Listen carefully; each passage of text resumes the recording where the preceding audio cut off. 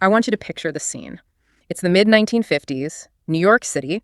You've got the whole Mad Men vibe going on. Sharp suits, 3 martini lunches, smoke-filled rooms, guys shouting on trading floors. Right, the high-energy, high-stress world of finance. Everyone's chasing the next hot tip. Exactly. It's all about speed, aggression, who you know.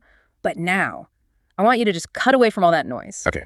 Go down the street to a small, kind of messy room, maybe one window looking out at a brick wall, piles of paper everywhere. Stacks of annual reports, I'm guessing. To the ceiling. And there's no ticker tape, no flashing computer screens, just one guy quietly reading financial manuals. And the kicker is, that quiet guy in the messy room was absolutely beating the pants off the guys in the sharp suits. We are talking about Walter Schloss, and the numbers are, they're frankly staggering. From 1955 all the way to the early 2000s, he compounded money at roughly 16% annually. Yeah, and 16% might not sound like, a crypto spike to some people, but over 50 years. It's life-changing. It's the magic of compounding in its purest form.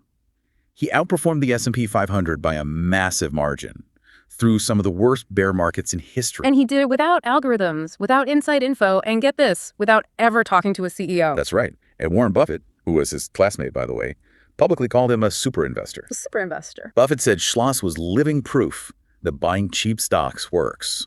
And that you don't need to be a genius. You need to be disciplined. So that's our mission today. We're doing a deep dive into the Schloss system. We've got transcripts of his rare interviews, his letters, his Q&As. And we're going to figure out how this working class guy who never even went to college cracked the market's code by doing the exact opposite of what everyone else was doing. And what I love about this is that it's not just about money. It's a masterclass in stress-free investing. He slept well at night. He kept it simple. He didn't panic. Which, is something we can all use right now. And speaking of market stress, if you're trying to figure out where we are in the current cycle, right, whether things are getting overheated or maybe cooling down. You can't just guess. You need a reliable gauge, a thermometer for the market. Data, not just feelings.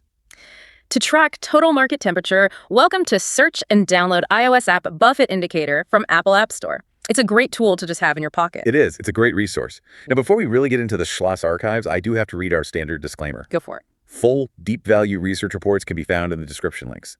All analysis is based on publicly available sources and may be subject to revisions or differing interpretations. The content is for educational purposes only and does not constitute investment advice. Conduct your own due diligence before making investment decisions. If you want to listen to our full deep dive about this topic or access more advanced contents, welcome to join Deep Value Club membership or subscribe us on deepvalues.ai. Okay, housekeeping is done. Let's dig into the man himself. You said he never went to college. That seems impossible for a Wall Street legend. It's true. Walter Schloss, born 1916 in New York. Middle-class family, but the Great Depression hit them hard. So no money for college? No money. So at 18, in 1934, he gets a job on Wall Street as a runner. Which is exactly what it sounds like. Literally running documents and stock certificates between offices. Lowest rung on the ladder. But he was hungry to learn. He started taking night classes at the New York Stock Exchange Institute. And that's where he found his calling. That's where lightning struck. He signed up for a course called Security Analysis, taught by none other than Benjamin Graham. Wow. This is the father of value investing. The very same man who taught Warren Buffett. Schloss just soaked it all up. The gospel of the margin of safety. He was so dedicated that Graham eventually hired him to work at his investment partnership in 1946. So if Buffett is the famous disciple, Schloss was kind of the quiet, hardworking one in the background. Exactly. For years, Schloss was the bird dog. He was the guy doing the grunt work, scanning thousands of pages of financial data to find cheap stocks for Graham to buy. Learning by doing. Thousands of companies. Then, in 1955, Graham retires. The partnership dissolves. And Schloss is out of a job. So he decides to go out on his own. He does. But listen to this setup. He starts his fund with about $100,000. That's it. $100,000? That's nothing. From 19 partners, friends, family, most of them putting in about $5,000 each. That's so humble. Today you hear about hedge funds launching with billions. And he kept it humble. Worked out of one room, no analysts, no secretary for a long time. It was just him hunting for value. Okay, so let's break down that hunt. What was the philosophy? Was he just copying Graham? He was a purist. I mean, arguably even more so than Graham in his later years. His whole thing was deep value. He wasn't looking for great businesses. He was looking for cheap assets. Buying $1 for 50 cents. We hear that phrase a lot. Right, but for him, it was very literal. He focused on one primary metric, book value. So not earnings, not future growth. No, those are just guesses about the future. He cared about what a company owned right now. So it's liquidation value. Essentially, yeah. If the company shut its stores today, sold off the factories, the inventory, paid all its debts, what's left over? That's the book value. And he'd look for stocks trading below that number. Significantly below. He called them cigar butts. Maybe they're soggy and gross, but there's one free puff of smoke left in them. But usually a stock is that cheap for a reason, right? The company is broken, the management is terrible. And you just hit on a key point, management. This is where Schloss gets really controversial. Oh. He had a strict rule. He refused to talk to the management of the companies he bought. Wait, what? Seriously, he wouldn't pick up the phone? Never. He explicitly avoided it. That seems completely counterintuitive. Don't you want to know if the captain has a plan to fix the ship? Schloss argued that's exactly where you get into trouble. Yeah. He said, look, CEOs are salespeople. They're charismatic. They're optimistic. You sit down with them, they'll charm you. They'll explain away all the problems. Things are going to get better. He knew his own personality. He knew he might be easily swayed by a good story.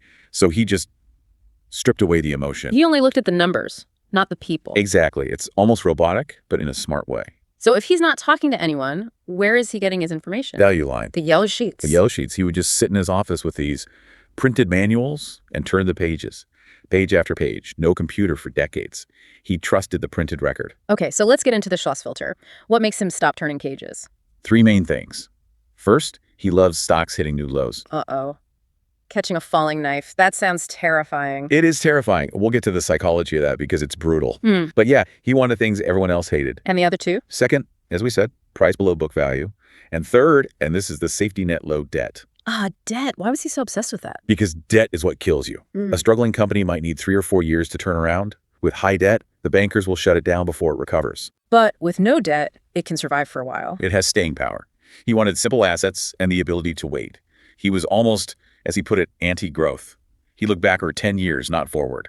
Let's go back to that new lows thing, because psychologically that's so hard. The market is screaming this is garbage, and you're buying it. It's the hardest part.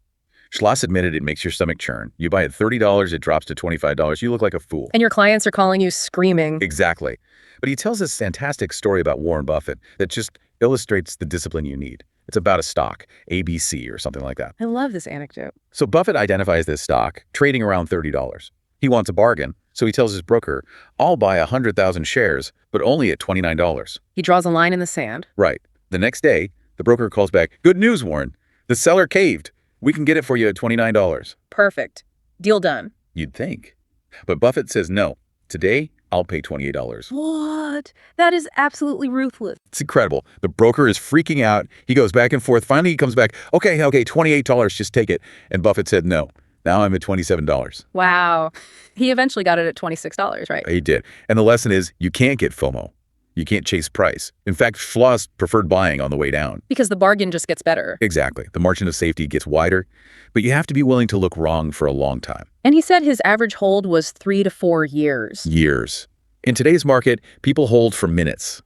Schloss would buy a loser and just sit on it. Did he ever worry about one of these companies just going to zero? That's the risk. Right. And this brings us to the biggest difference between him and Buffett. Okay. Buffett loves concentration. Put all your eggs in one basket and watch that basket. But bet big when you know you're right. Schloss did the exact opposite. He owned over 100 stocks at a time. 100? Wow. That's a lot to keep track of. It is. But remember, he's not talking to management.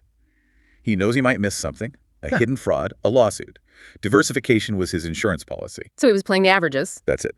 He knew that out of 100 cheap stocks, maybe 5 go bust. 10 do nothing. But the other 85 will eventually revert to their value. But that makes a lot of sense for a regular person, actually. We can't meet every CEO. It's a very humble way to invest. He admitted he wasn't a genius. He was just hardworking. So he buys, he waits. When does he sell? Is there a formula? He admitted selling was an art, so a bit looser. But a general rule was if a stock doubled, say, from $50 to $100, he'd take the profit and move on. Even if it kept going up after he sold? Oh, all the time. He often sold too early.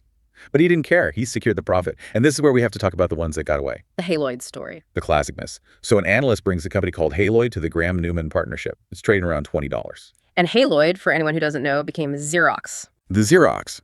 But at the time, Schloss and Graham looked at the balance sheet, looked at this new copying machine, and they couldn't value the patent. It wasn't in the book value. So they passed. They passed. And the stock went from $20 to the equivalent of thousands. They missed one of the greatest home runs in stock market history. That must haunt you.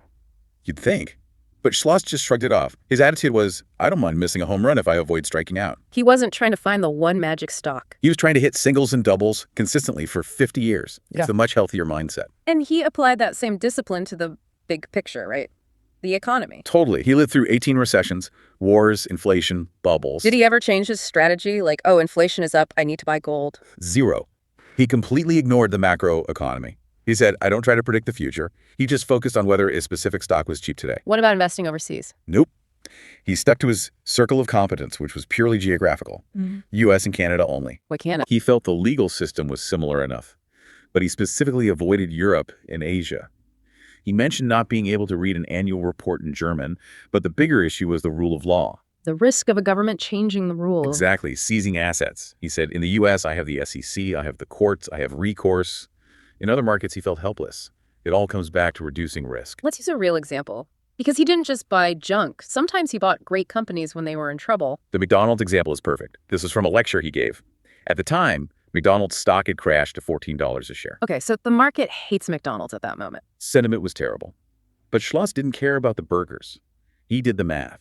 He looked at the real estate they owned, the cash flow, and calculated the real value was around $22 a share. So price is $14, value is $22. That's an $8 gap. He didn't need them to invent a new sandwich. He just needed the market to calm down.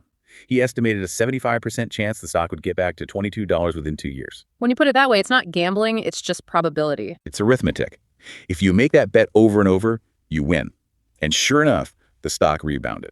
We've covered the math, the discipline, the rules, but toward the end of his life, someone asked him for the single most important lesson from his 50-year career. And he didn't say compound interest or book value. What did he say? He said integrity. Integrity. He said you have to be honest, and you have to deal with honest people. Even though he didn't talk to management, he paid attention to their reputation.